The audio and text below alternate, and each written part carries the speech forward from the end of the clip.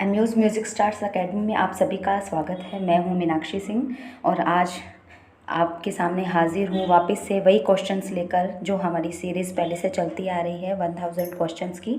तो उसको कंटिन्यू करते हुए मैं ये वीडियो आपके सामने लेकर आई हूं जो कि आपके EMRS DSSS जो अभी लेटेस्ट अपने एग्ज़ाम्स की वैकेंसीज़ आई हुई हैं, तो उसमें तो बहुत ही यूज़फुल हैं। जो भी बच्चे एग्ज़ाम्स की म्यूज़िक के एग्ज़ाम्स की प्रैक्टिस कर रहे हैं उन सब के लिए इम्पोर्टेंट है। KVS NVS सभी के लिए इम्पोर्टेंट है, लेकिन EMRS और DSSS का भी बहुत ट्रेंड है।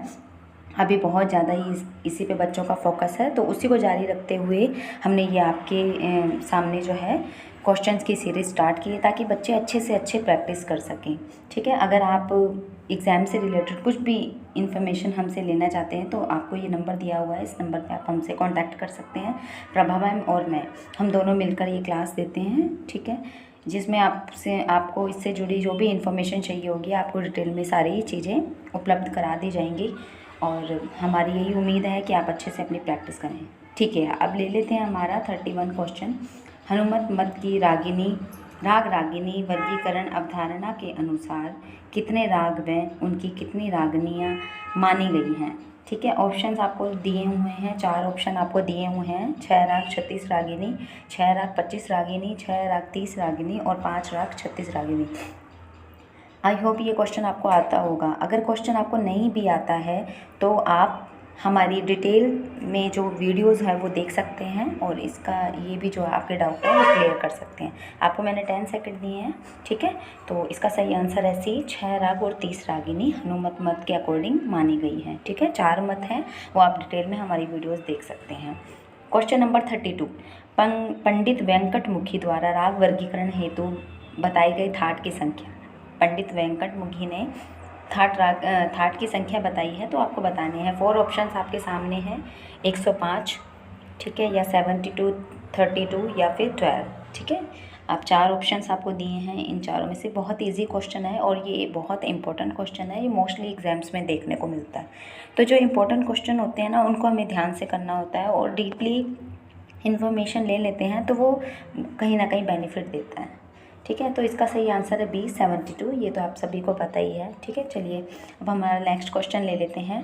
प्रश्न 33। ठीक है, क्वेश्चन नंबर 33, अर्धविदर्शक स्वर मध्य महत्वपूर्ण है क्योंकि वह इंगित करता है।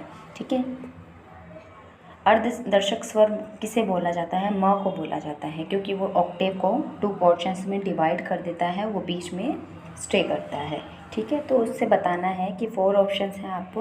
वो राग का रस बताता है, स्वर संवाद बताता है, समय विभाजन बताता है या वर्गीकरण को प्रेजेंट करता है। तो इसका सही आंसर जो है वो है राग के समय विभाजन को दर्शाता है। आपको पता होगा कि म शुद्ध म और तीव्र म होता है, तो उससे राग की जो टाइमिंग होती है वो चेंज हो जाती है। तो अगर आप डिटेल में आप देखना चाहते हैं तो हमारी बहुत वीडियोज़ है, आप उसे देख सकते हैं। क्वेश्चन नंबर 34, कर्नाटक संगीत में निम्न में से किन रचनाकारों को त्रिमूर्ति के नाम से जाना जाता है? ये बहुत इंपॉर्टेंट क्वेश्चन है। त्रिमूर्ति जो है जिनको बोला जाता है, वेंकटमुखी लोचन श्रीनिवास, त्यागराज मुत्तुस्वामी दीक्षितार श्यामा शास्त्री, या सी ऑप्शन त्यागराज श्यामा शास्त्री वेंकटमुखी, या डी ऑप्शन श्रीनिवास त्यागराज या रामामत्य। अब 4 ऑप्शंस हैं आपको। आई होप ये आपको पता होगा। अगर नहीं पता हो तो कर्नाटक संगीत के से रिलेटेड जो भी इन्फॉर्मेशन है, कर्नाटक संगीत की भी वीडियोस प्रभा मैम ने डाली हुई हैं, तो आप देखना चाहते हैं तो उसमें डिटेल स्टडी कर सकते हैं। ओके, नाउ हम देख लेते हैं question number B, Tyagaraja Muthuswami Dikshitar इसका सही आंसर था। नाउ क्वेश्चन नंबर 35, निम्न में से किस संगीत शैली के गायक को उद्गाता कहा जाता है? ठीक है, सादरा, सालक सूड, या सी ऑप्शन है सामवेद, डी ऑप्शन है सीना बस सीना। ठीक है, तो आपको ये बताना है कि संगीत शैली जो है उसमें जो गायक था उसे क्या कहा जाता था। तो ये आपको दिए हैं, मैंने 10 सेकंड दिए हैं और आपने मुझे बोला था कि मैम इसका साउंड कम करना, तो मैंने साउंड बिल्कुल ही हटा दिया इसका ताकि आप इजीली इसको आंसर कर पाएँ। चलिए, इसका सही आंसर है सी, सामवेद। ठीक है, उद्गाता को क्या कहा जाता था? सामवेद में उद्गाता कहा जाता है मुख्य गायक को। ठीक है, प्रबंध में तेनक शब्द का अर्थ बताना है। तेनक का क्या शब्द है? तेनक जो कि प्रबंध से रिलेटेड है और इसकी डिटेल स्टडी करनी है तो प्रबंध से रिलेटेड भी पूरी वीडियो है जिसमें पूरी इन्फॉर्मेशन आपको दी हुई है, इसके कितने पार्ट्स होते हैं, जो भी भाव वगैरह सब इसमें आपको शो किए हुए हैं। ठीक है, तो मंगल ध्वनि है, गरुड़ ध्वनि है, हंस ध्वनि है या निर्मल ध्वनि है। हंस ध्वनि आपको पता है जैसे कि राग है हंस ध्वनि, तो इसका सही आंसर आपको बताना है। Very easy question, answer is A Mangal Dhwani. Okay, now हम ले लेते हैं 37 नंबर क्वेश्चन।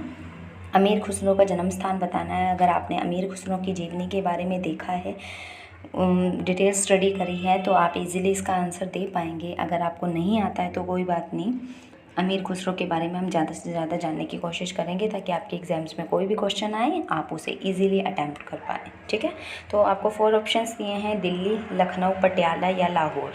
तो आपको 4 ऑप्शंस में से गैस करना है। अगर आता है 100% तो बहुत अच्छी बात है, नहीं तो आप गैस कर सकते हैं।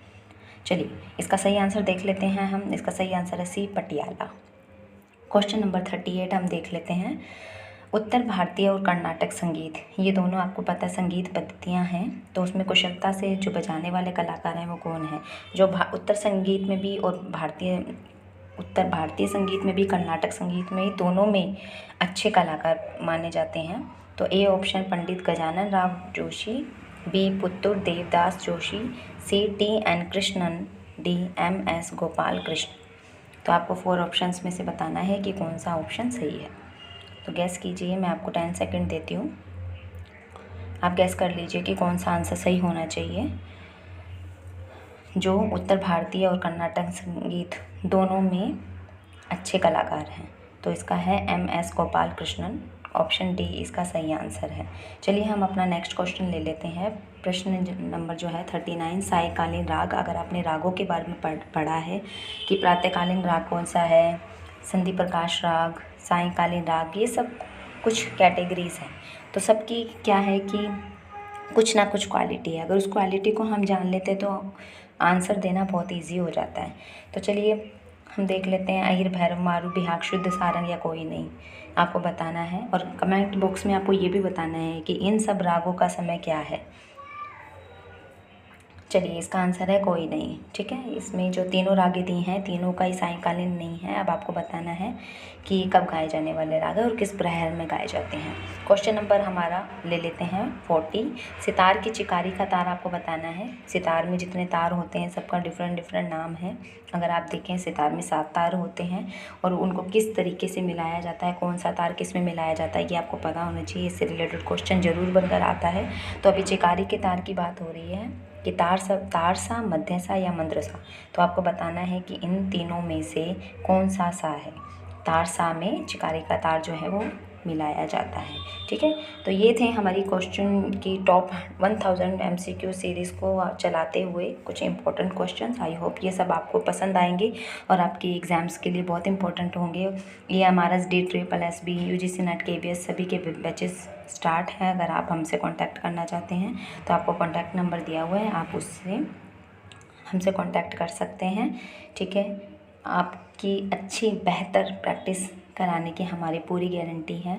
आप अगर हमसे कांटेक्ट करते हैं, हमसे नॉलेज लेते हैं, तो 100% आपका म्यूज़िक एग्ज़ाम क्लियर होगा। और हम यही चाहते हैं कि आप आगे ऐसे ही हमारे साथ बने रहें और अपने अचीवमेंट को गेन करते रहें। Thank you so much.